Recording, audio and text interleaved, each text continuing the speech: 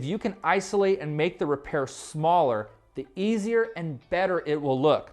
So what are we gonna do if we have these little outliers all over the place? Well, what you wanna see is if the bleach goes all the way down to the base of the carpet.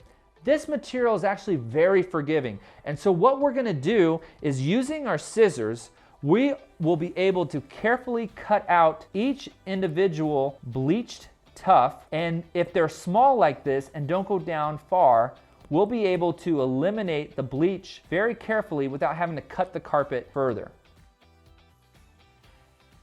Okay, we're gonna have a little bit of a dimple on some of these little longer lines.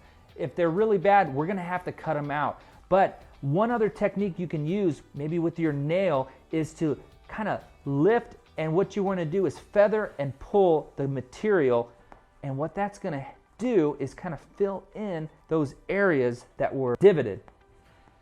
One other thing you can do, again, if they're a little wider, is to take your razor blade and kind of scratch at the surface, and this kind of continues the same step we were doing with the nail, poking and kind of lifting up the material.